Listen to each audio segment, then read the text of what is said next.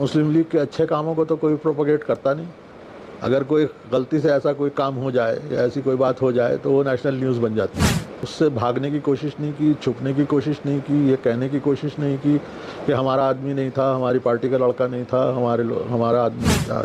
अगर ये किसी और पार्टी में होता है, जैसे कि बीजेपी, भारतीय जनता पार्टी, सबसे बड़ी सो कॉल्ड सबसे बड़ी पार्टी, उसमें हर रोज़ लोकल लीडर से लेके मिनिस्टर तक विवादित बयान देते हैं। कोई और पार्टी में मैं दावा करता हूँ किसी के अंदर हिम्मत है तो वो करके दिखाए कि उनका कोई लीडर विवादित बयान दे और उसके ऊपर कोई कार्रवाई हो। भड़काऊ बातें करने वाले लोग और भड़काऊ बातें करने वाला मीडिया जिसकी रोजी रोटी इन पे चलती है, इनकी बातों पर कोई ज़्यादा ध्यान देना नहीं चाहिए। बीजेपी तो ये कह चुकी है कि हमें मुसलमानों का वोट नहीं चाहिए, हमें खाली हिंदुओं का वोट चाहिए।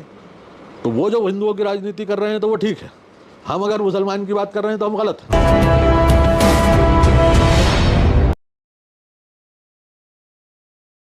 नहीं, देखिए, ये तो बात सच है कि वहाँ बयानबाजी हुई है। केरल का एक डिस्ट्रिक्ट है कासरगोड। कासरगोड में मुस्लिम लीग की एक यात्रा निकल रही थी, पूरे केरला में निकली। जब वो कासरगोड पहुँची तो कासरगोड के कुछ एग्रेसिव मुस्लिम लीग के एक दो लड़के, वो लोग थोड़ा ज़्यादा एग्रेसिव हो गए।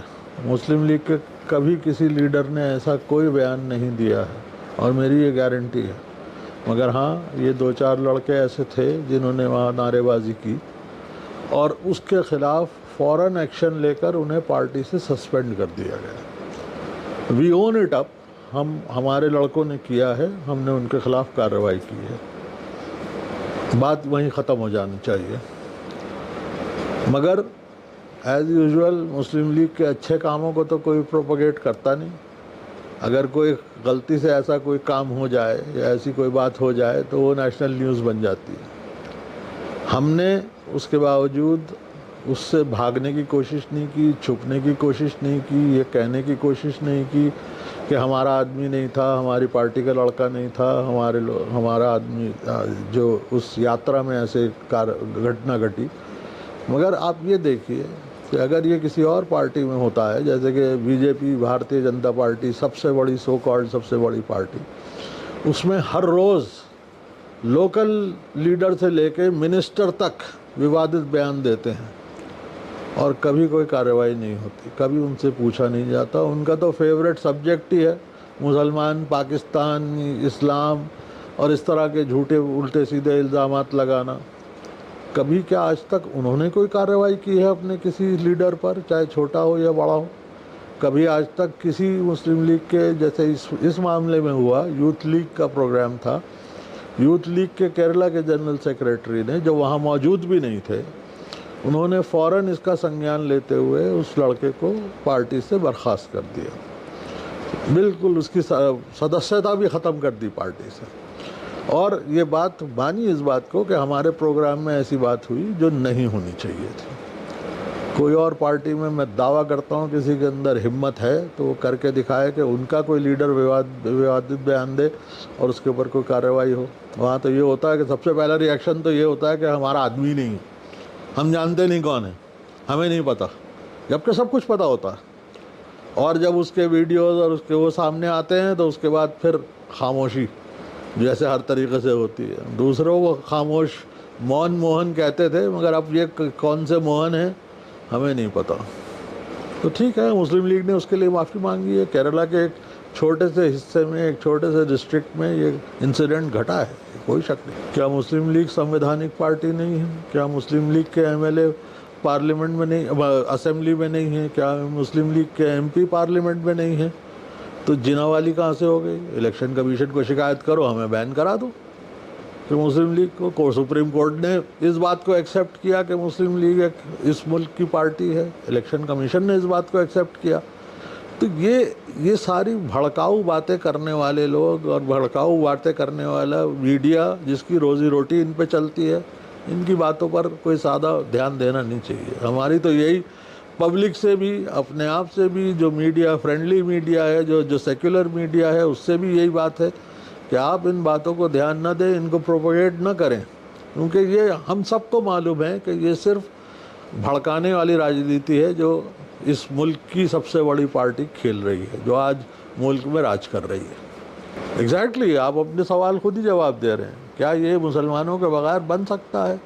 क्या 25 करोड़ मुसलमान जो इस मुल्क में रहते हैं, इस मुल्क को अपना देश मानते हैं, क्या उनके बगैर होगा? बीजेपी तो ये कह चुकी है कि हमें मुसलमानों का वोट नहीं चाहिए, हमें खाली हिंदुओं का वोट चाहिए।